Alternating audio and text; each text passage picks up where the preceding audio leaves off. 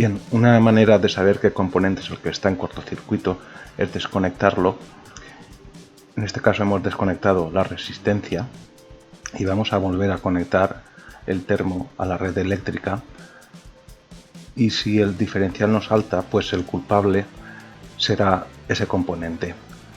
Vemos que no salta el diferencial, luego es la resistencia la que está derivada a tierra. Además presenta un goteo justo por donde está la resistencia. Como vemos abajo en la tapa hay óxido y es debido a ese goteo. Con un testeropolímetro tocamos un polo de la resistencia y con el otro la toma de tierra. La lectura debe de ser 1 o lo que es igual a infinito. Si da alguna lectura, como es este caso, es que está derivada a tierra. La escala de resistencia la debemos poner en 2000K. Lo primero que tenemos que hacer es vaciar el termo de agua. Para ello cortamos el agua general de la casa, quitamos los manguitos del termo y por donde vemos que gotea ponemos un cubo y nos irá saliendo toda el agua. Nos saldrán lo menos 4 o 5 cubos y luego ya podemos aflojar los tornillos. Vamos sacando y vemos la cantidad de cal que hay incrustada. Para sacarlo tendremos que coger 2 destornilladores y hacer palanca, y sin miedo, porque si no, no nos va a salir. Vemos toda esta cal y dentro del termo todavía hay más, ahora lo veremos. Ahora vamos sacando todo lo que hay en la parte baja del termo, que habrá bastante. Metemos la mano, mejor si lo hacemos con un guante, y vamos sacando toda la cal que hay. Ahora quitamos lo más grueso de las incrustaciones con la mano y rascando con un destornillador, y lo que queda pegado lo mojamos con ácido clorhídrico Sarfumant para que nos disuelva la cal esta que queda incrustada y que es imposible de sacar. Debemos tener cuidado que el sitio esté bien ventilado, o bien ponernos una careta que sea con filtro de carbono e intentar no ponerse cerca de los gases que se desprenden. Por supuesto nos pondremos unos guantes y unas gafas protectoras. Ya una vez limpio, aquí podemos ver dónde estaba ese agujerito por donde salía el agua, que es donde estaba la resistencia y que la ha estropeado. Este agujero pues es debido a la corrosión, porque vemos como el ánodo de magnesio, esa varilla tan oxidada que hay, ya no queda, y entonces lo que hace es corroer el acero, y en ese pequeño poro pues van creciendo los cristales de cal y lo va agrandando. Bueno, ya vemos que han salido como unos 10 o 12 kilos de cal. Para reparar el agujerito pues mezclamos un poquito de Nural, esta barrita que son de 2 componentes, y se mezclan y tapamos en primer lugar el agujerito. Ponemos la resistencia para evitar que se nos quede algún pico y que luego no la podamos meter. Donde se ha producido la corrosión es la unión entre el tubo que contiene la resistencia y la base, así que vamos a reforzarlo con un anillo de Patex alrededor de todo lo que es la unión o la soldadura, intentando coger también donde estaba el agujerito. Bueno, y finalmente así es como ha quedado.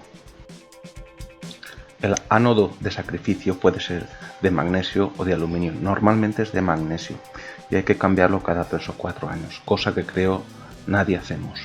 Este va roscado a la misma base y su función es la de proteger esta misma base y el calderín de acero del calentador. Aquí vemos un ánodo nuevo y otro ya gastado. El magnesio protege todas las partes de acero del calentador porque su potencial de reducción o galvánico es mucho menor que la del acero. Por tanto, los procesos de oxidación consumirán preferentemente el magnesio y no el acero. Por poner unos ejemplos, los ánodos de sacrificio también se utilizan en barcos, tuberías por las que corre el agua o estructuras metálicas. El magnesio es muy reactivo y esta propiedad hace que reaccione antes y más rápidamente ante la oxidación que se da dentro de un termo.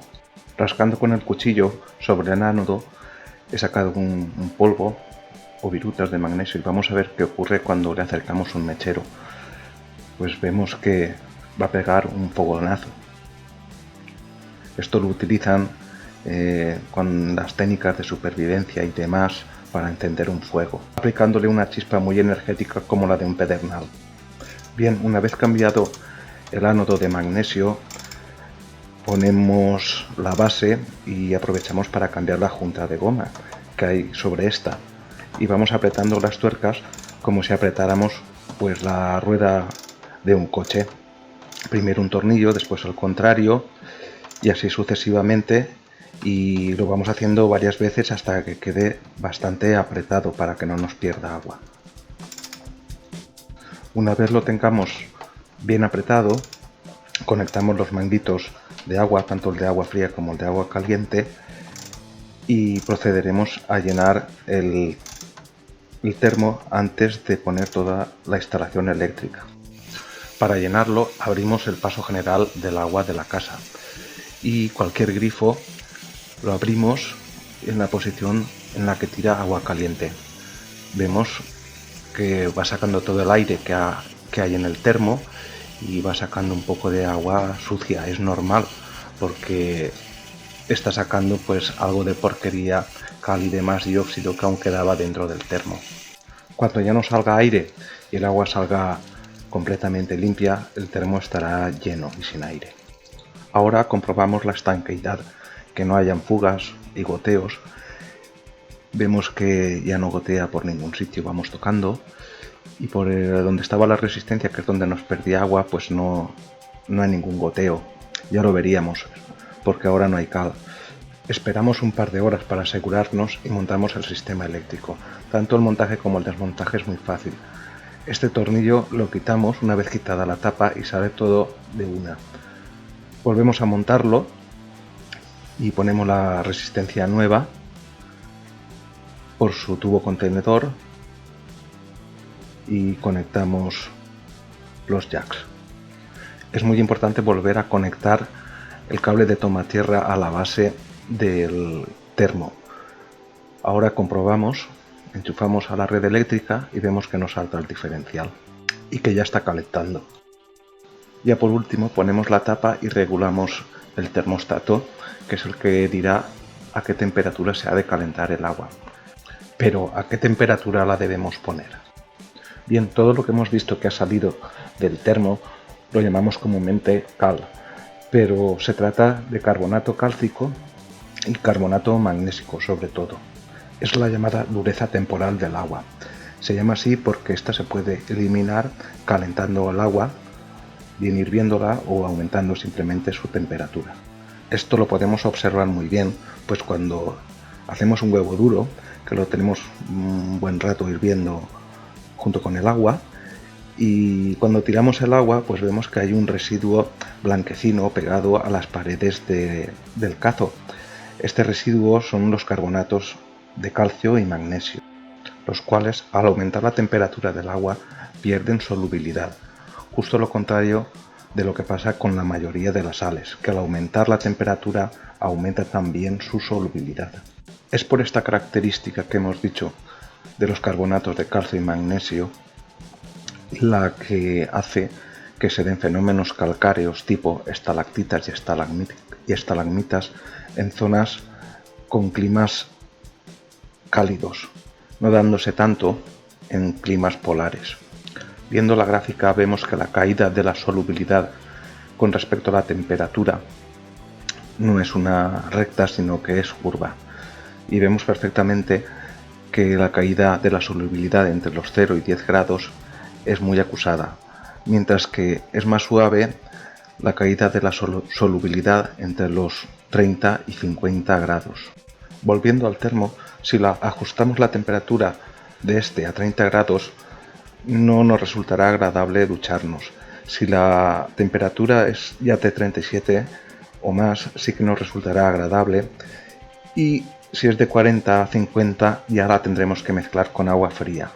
Pero como no vamos a utilizar solamente el agua para ducharnos, sino también para limpiar platos o ollas que tengan grasa, necesitaremos que la temperatura del agua sea un poco mayor.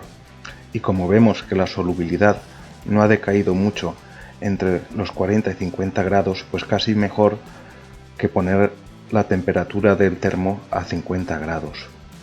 Si aumentamos más la temperatura del termo, las incrustaciones y depósitos de cal en él serán mucho más rápidos y en mayor cantidad, así que una buena temperatura es ajustarlo a 50 grados. Pero vemos que los termostatos no llevan una escala de temperatura. ¿Cómo podemos saber que lo tenemos a 50 grados aproximadamente? Pues esta temperatura suele ser la mitad del recorrido que hace el termostato, un poco más, como el 60% del recorrido, empezando desde el mínimo, claro. En resumen, con esta temperatura de 50 grados alargaremos también la vida del calentador, evitando incrustaciones prematuras o masivas de cal, y porque este también tendrá que trabajar menos al tener que calentar a una temperatura menor el agua. Pero cuando vivimos en una zona calcárea o caliza, y además que tiene un clima cálido, pues como es toda la vertiente mediterránea de España, las Islas Baleares, por ejemplo la península del Yucatán, que recuerde también pues la antigua Yugoslavia, el agua será un agua muy dura que lleva gran cantidad de carbonatos de calcio y magnesio, además de otras muchas sales. Estas sales, sobre todo carbonatos, lo que hacen es alcalinizar el agua, es decir, subir el pH. Y el pH también influye en la aparición de acúmulos de cal o de carbonatos. En esta gráfica vemos que para una temperatura determinada la solubilidad disminuye conforme se va alcalinizando o subiendo el pH. Así, en las zonas que hemos comentado tendremos añadido este factor de pH que influye en los depósitos de cal. En estas zonas, por ejemplo en Valencia, el agua del grifo pues casi que tiene un pH cercano a 8. Y contra este factor, el de pH, poco podemos hacer nosotros para una vivienda. Hay otros factores que influyen también en el depósito y la precipitación de carbonatos, pero creo que no merece la pena entrar en ellos, pues si no alargaríamos demasiado el vídeo. Bien, espero que os haya resultado útil y que os haya gustado. Un saludo.